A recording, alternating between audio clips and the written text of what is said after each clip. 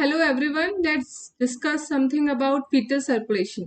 fetal circulation में भी हम सबसे पहले देखेंगे fetal circulation बिफोर बर्थ क्या होता है और आफ्टर बर्थ इसमें क्या चेंजेस होते हैं. So here you can see placenta. Placenta जैसा कि हमको पता है कि डिस्क शेप प्लेसेंटा होता है.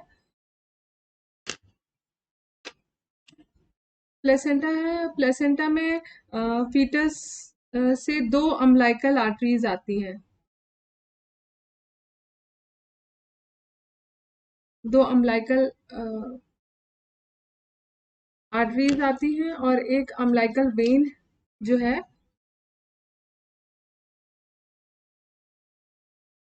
उससे ऑक्सीजनेटेड ब्लड फीटस तक ले जाती है. तो अम्लाइकल आर्टरी जो है वो दो होती हैं और अम्लाइकल वेन जो है वो एक होती है. एक्चुअली डेवलपमेंट के टाइम पर अम्लाइकल वेन भी दो होती है, अम्लाइकल आर्टरी भी दो होती हैं, लेकिन जो राइट अम्लाइकल वेन होती है वो डिसअपेयर हो जाती है, डिजेनरेट हो जाती है, केवल लेफ्ट अम्लाइकल वेन बचती है, तो उसको हम सिर्फ अम्लाइकल वेन कहते हैं.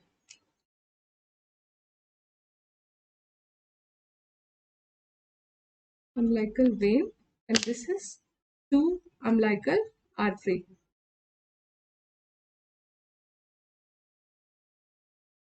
एज वी नो कि अम्लाइकल वेन हमेशा डीऑक्सीजनेटेड ब्लड कैरी करती है, पर यहाँ पर ये एक्सेप्शनल है कि ये ऑक्सीजनेटेड ब्लड प्लेसेंटा से फीटस की तरफ जा रहा है, और जबकि अम्लाइकल आर्टरी जो है वो डीऑक्सीजनेटेड ब्लड फीटस से प्लेसेंटा की तरफ ला रहा है.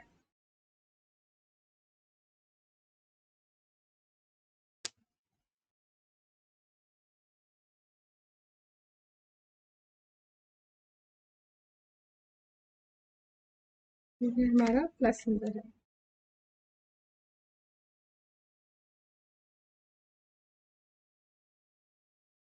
ये जो अम्लाइकल आर्टरी है इससे ऑक्सीजनेटेड ब्लड कैरी कर रहा है, इसमें 80% ऑक्सीजन सैचुरेशन होता है, और जो अम्लाइकल आर्टरी है उसमें 58% ऑक्सीजन सैचुरेशन होता है.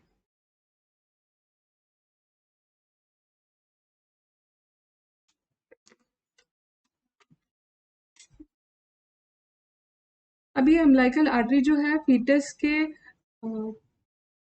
लिवर में एंट्री करती है. लिवर में ये portal vein portal venous system को कुछ ब्रांचेस देती है, कुछ सप्लाई करती है. इसके अलावा ये इंफीरियर वेना केवा में से कनेक्ट हो जाती है, इंफीरियर वेना केवा में ड्रेन हो जाती है. तो this is inferior vena cava.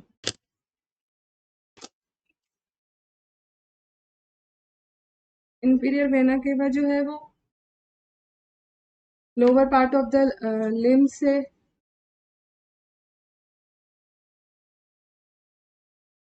Blood supply आती है इंफीरियर वेना केवा में. So this is inferior vena cava, this is portal venous sinuses, and here it is, which is bypassing the liver and draining into the inferior vena cava. It is called as ductus venosus.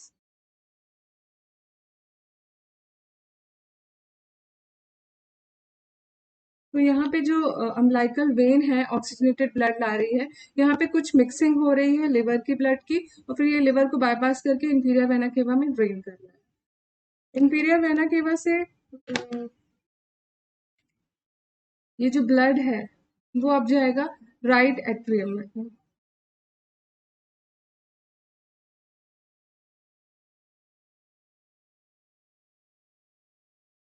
ये right atrium है, ये right ventricle है, ये left atrium है, ये left ventricle है. Inferior vena cava जो है वो ड्रेन करता है राइट एट्रियम में, और यहाँ पर हम जानते हैं कि सुपीरियर वेना केवा भी ड्रेन करता है.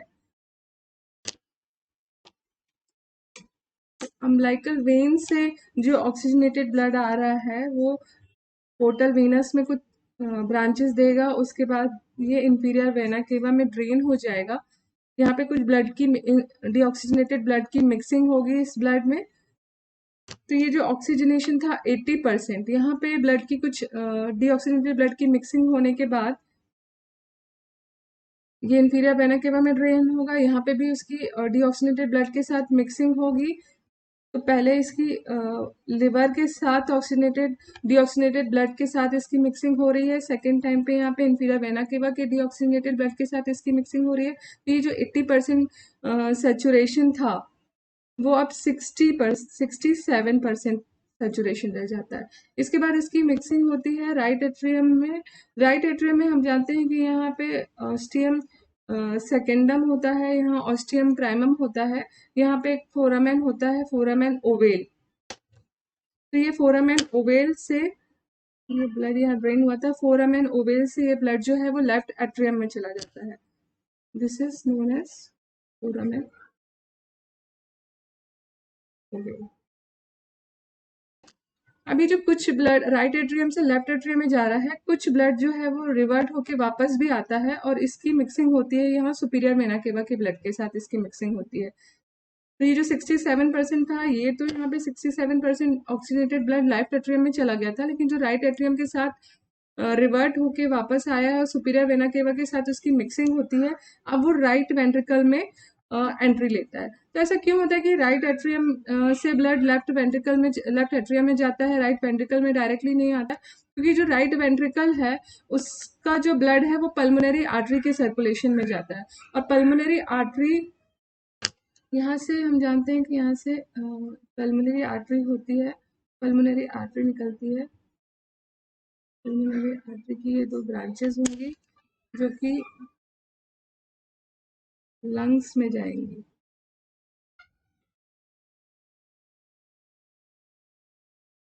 तरीके से दोनों पल्मोनरी आर्टरी हैं, ये लंग्स है, ये फीटस लंग है। जो फीटल लंग होता है वो श्रिंक्ड होता है, कोलैप्स लंग होता है। इसकी जो वेसल्स होती हैं वो कंस्ट्रिक्टेड होती हैं। इनका जो पल्मोनरी आर्टीरियल सिस्टम होता है उसमें रेजिस्टेंस, पल्मोनरी आर्टेरियल रेजिस्टेंस बहुत ज़्यादा होता है, तो यहाँ कम ब्लड की सप्लाई जाती है। अब चूंकि यहाँ पल्मोनरी वस्कुलर रेजिस्टेंस हाई है, लंग कोलैप्स है, यहाँ कम ही ब्लड जा पाता है, lesser amount of blood can enter into the lung, and most of the blood जो है वो मैं अभी बताती हूँ आपको वो कहाँ जाएगा, लेकिन राइट एट्रियम से राइट वेंट्रिकल में नहीं जाएगा। क्यों? क्योंकि यहाँ पे वेसल्स जो है वो कंस्ट्रिक्टेड है, वस्कुलर रेजिस्टेंस हाई है, तो यहाँ प्रेशर हाई होता है, तो यहाँ इसकी वजह से राइट वेंट्रिकल का प्रेशर भी हाई होता है। तो राइट एट्रियम से राइट वेंट्रिकल में ना जाके वो लेफ्ट एट्रियम में ब्लड जाता है। लेफ्ट एट्रियम में भी जो कुछ ब्लड यहाँ पल्मोनरी आर्टरी से लंग में एंट्री की होती है, उसमें कुछ ब्लड जो है वो पल्मोनरी वेन के थ्रू, या 4 पल्मोनरी वेन्स होती हैं, यहाँ पे लेफ्ट एट्रियम में आके यहाँ पे भी ब्लड की मिक्सिंग हो जाती है। तो पहला जो हमने देखा कि डीऑक्सीजनेटेड ब्लड की मिक्सिंग लिवर में हो रही थी, देन इंफीरियर वेना केवा में हो रही थी, फिर यहाँ पे राइट एट्रियम में जो ब्लड वापस आ रहा है यहाँ से सुपीरियर वेना केवा के साथ उसकी मिक्सिंग हो रही है। दूसरा जो राइट एट्रियम से लेफ्ट एट्रियम में गया हुआ ब्लड है ऑक्सीजनेटेड, यहाँ पल्मोनरी वेन के साथ उसकी मिक्सिंग होती है। तो फोर्थ नंबर में यहाँ पे यहाँ के डीऑक्सीजनेटेड ब्लड के साथ इसकी मिक्सिंग हो रही है। तो ये जो 67% ऑक्सीजनेटेड ब्लड यहाँ गया था, अब वो यहाँ पर 62% पल्मोनरी वेन के ब्लड के साथ मिक्सिंग होने की वजह से यहाँ से सिर्फ 62% सेचुरेशन बचता है। और यहाँ पर जो यहाँ रिवर्ट होकर राइट एट्रियम से सुपीरियर वेना के केवा के साथ जो मिक्सिंग हुई थी उसमें 52% ऑक्सीजनेशन बचता है। तो ये जो 52% ऑक्सीजनेटेड वाला ब्लड है ये अब राइट वेंट्रिकल में आएगा और पल्मोनरी आर्टरी के थ्रू तो ये पल्मोनरी आर्टरी में जाएगा। अब पल्मोनरी आर्टरी, अब ये जो लेफ्ट एट्रिया से ब्लड लेफ्ट वेंट्रिकल में आया है, हम जानते हैं कि यहाँ पे एओर्टा होता है, तो ये एओर्टा में जाता है, एओर्टा में ऑक्सीजनेटेड ब्लड जाएगा और यहाँ से ये एओर्टा जा रहा है, एओर्टा से ऑक्सीजनेटेड ब्लड है जो होल बॉडी में जाता है। तो तो ये जो पल्मोनरी आर्टरी में ब्लड जा रहा था, अब चूंकि यहाँ पे पल्मोनरी वस्कुलर रेजिस्टेंस जो है हाई है, यहाँ की वेसल कंस्ट्रिक्टेड है, लंग अभी कोलैप्स है, यहाँ पर फिटल लंग्स काम नहीं करते हैं, वो ऑक्सीजनेटेड ब्लड प्लेसेंटा से लेते हैं, तो यहाँ पे वस्कुलर रेजिस्टेंस हाई होता है, तो ब्लड यहाँ ना जाकर वो एओर्टा के साथ उसके ब्लड की मिक्सिंग होती है, यहाँ पे एओर्टा के साथ मिक्सिंग होती है। तो ये जो कनेक्शन होता है इसको हम कहते हैं डक्टस आर्टेरियोसिस। तो ये एक तरह की शंटिंग होती है। तो हमने देखा 3 टाइप की शंटिंग है यहाँ पर। एक डक्टस वेनोसस है, दूसरा यहाँ पर फोरम एंड ओवेल से शंटिंग हो रही है, ऑक्सीनेटेड और डीऑक्सीनेटेड ब्लड की मिक्सिंग हो रही है डक्टस वेनोसस से, फोरम एंड ओवेल से, और थर्ड डक्टस आर्टेरियोसिस से। और यहाँ पे 5 पॉइंट्स हैं जहाँ पे ऑक्सीनेटेड ब्लड जो है वो डीऑक्सीनेटेड ब्लड के साथ मिक्स हो रहा है।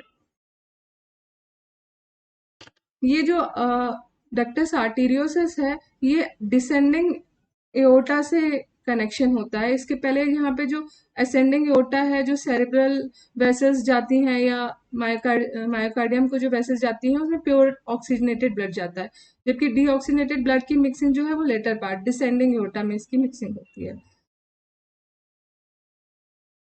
तो this is about the fetal circulation. Initially 2 umbilical vein होती है, एक डिजेनरेट हो जाती है, केवल लेफ्ट अम्बिलिकल वेन बचती है, जो कि ऑक्सीनेटेड 80% ब्लड सेचुरेटेड ब्लड जो है वो फीटल लिवर में जाता है, वहाँ पोर्टल वीनस ब्रांच निकलती है, कुछ मिक्सिंग होती है डीऑक्सीनेटेड ऑक्सीनेटेड ब्लड की लिवर में, फिर ये ड्रेन होता है इन्फीरियर वेना केवा में, वहाँ ब्लड की मिक्सिंग होती है, सिर्फ 67% सेचुरेशन रिमेन रहता है। फिर ये राइट एट्रियम में जाएगा, राइट एट्रियम से सारा ब्लड जो है वो लेफ्ट एट्रियम में जाएगा, और जो ब्लड कुछ रिवर्ट होके आएगा उसमें सुपीरियर वेना केवा के साथ उसकी मिक्सिंग होगी, और कुछ ब्लड उसमें से राइट वेंट्रिकल में जाएगा। अब जो सुपीरियर वेना केवा के साथ मिक्सिंग होती है वो 52% सेचुरेटेड है, पल्मोनरी आर्टरी में जाएगा।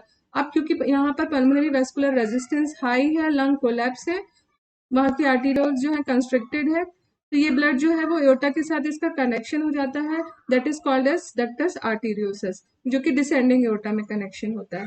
यहाँ पे लेफ्ट एट्रियम में जो ऑक्सीनेटेड ब्लड आया था राइट एट्रियम से, वो पल्मोनरी वेन के साथ मिक्सिंग होती है डीऑक्सीनेटेड ब्लड के साथ। अब वहाँ पे सिर्फ 62% सेचुरेशन बचता है, जो कि लेफ्ट वेंट्रिकल में जाता है, और ये भी एओर्टा में जाता है। एओर्टा में जो जाता है फिर यहाँ से पल्मोनरी डक्टस आर्टेरियोसस के थ्रू जो डीऑक्सीनेटेड ब्लड के साथ मिक्सिंग होती है, तब ये 62% वाला ब्लड जो था ऑक्सीनेटेड ब्लड था वो लेफ्ट एट्रियम से लेफ्ट वेंट्रिकल के थ्रू एओर्टा में गया था, तो ये 62% था, लेकिन इसमें डक्टस आर्टेरियोसस का डीऑक्सीनेटेड ब्लड मिक्स हो गया, तो 62 के से अब इसका जो सेचुरेशन है वो 58% ही रह जाता है एओर्टा में। अब ये 58% जो ब्लड है वो एओर्टा के थ्रू आता है, और इसमें से ही ब्रांचेस निकलती हैं अम्बिलिकल आर्टरी की, तो ये 58% वाला जो ऑक्सीजनेटेड ब्लड है वो अम्बिलिकल एओर्टा से अम्बिलिकल आर्टरी फॉर्म होगी, और ये 58% वाला जो ब्लड है वो रिटर्न होके प्लेसेंटा में जाएगा। यहाँ से कुछ सुपीरियर यहाँ ब्लैडर होता है, सुपीरियर वेसाइकल आर्टरीज भी होती हैं। 58% डीऑक्सीनेटेड ब्लड अब प्लेसेंटा में जाएगा ऑक्सीजनेटेड होकर, फिर अम्बिलिकल वेन के थ्रू हार्ट में वापस आएगा। तो this is about the fetal circulation before birth. Next video में हम डिस्कस करेंगे what are the changes in the fetal circulation after birth. Thank you. अब हम डिस्कस करते हैं कि आफ्टर बर्थ फीटल सर्कुलेशन में क्या चेंजेस होते हैं। जैसे ही फीटस का बर्थ होता है, आफ्टर बर्थ अम्बिलिकल कॉर्ड को कट कर दिया जाता है। जैसे ही अम्बिलिकल कॉर्ड को हम कट करते हैं, अम्बिलिकल आर्टरी में कंस्ट्रिक्शन होता है। इनिशियली अम्बिलिकल आर्टरी में कंस्ट्रिक्शन होगा, देन अम्बिलिकल वेन में कंस्ट्रिक्शन होगा, तो ब्लड जो है प्लेसेंटा में आना बंद हो जाएगा, और जितना भी ब्लड उसमें फिल्ड है, ऑलरेडी फिल्ड है, वो ड्रेन हो जाएगा फीटस में। अम्बिलिकल वेन का कंस्ट्रिक्शन होगा, देन डॉक्टर्स वीनोसस है उसका भी कंस्ट्रक्शन हो जाएगा, वो फाइब्रस बैंड की तरह रिमेन रहेगा। अब लेसर ब्लड ड्रेन होगा इंफीरियर वेना केवा से राइट एट्रियम में और राइट वेंट्रिकल में, तो there will be less pressure in the right atrium and right ventricle. If we talk about the left side, left atrium or left ventricle, initially जो fetal lung थे वो collapse थे, उन्हें pulmonary vascular resistance high था, लेकिन जैसे ही first inflation होता है लंग का, तो लंग एक्सपांड करते हैं, ये लंग एक्सपांड करते हैं, लंग एक्सपांड करते हैं तो ये वेसल्स का जो रेजिस्टेंस है वो कम हो जाएगा और यहाँ पे ज्यादा फ्लो होगा ब्लड का। अब यहाँ ऑक्सीजनेशन स्टार्ट हो जाएगा, प्लेसेंटा ऑक्सीजन प्रोवाइड नहीं करेगा, लंग ब्लड को ऑक्सीजनेट करेंगे।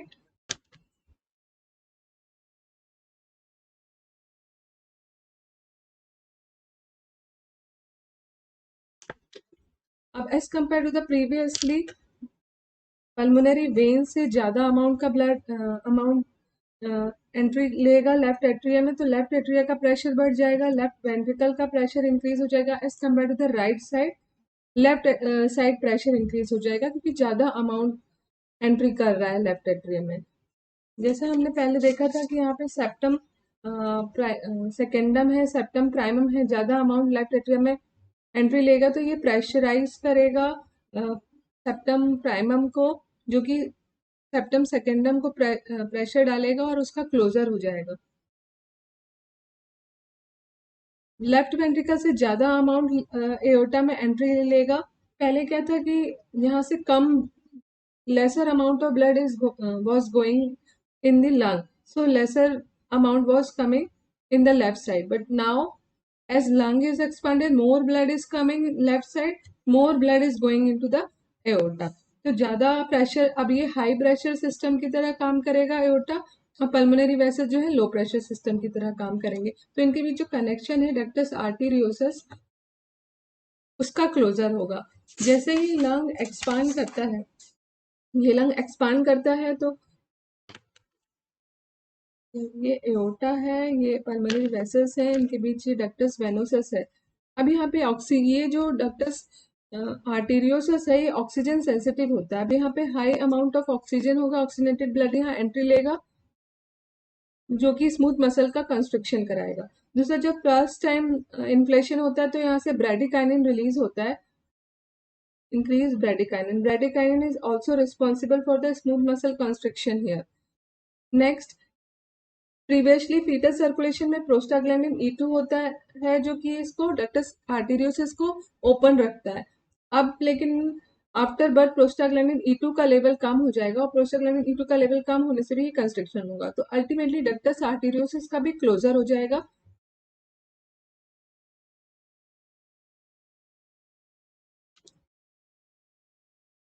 So now there are some remnants for this shunting system। अब जितने भी शंट थे ऑक्सीनेटेड और डीऑक्सीनेटेड ब्लड के बीच जो कनेक्शन था वो अब क्लोज हो गया है।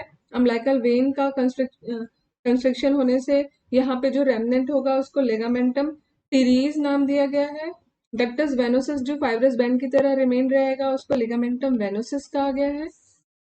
फोरामेन ओवेल है, उसका फंक्शनल क्लोजर हो जाएगा और कुछ महीने बाद उसका एनाटॉमिकल क्लोजर भी हो जाएगा। तो अब उसमें कुछ डिप्रेशन होता है वहां पे प्रेजेंट, अब उसे फोसा ओवेलिस हम कहेंगे।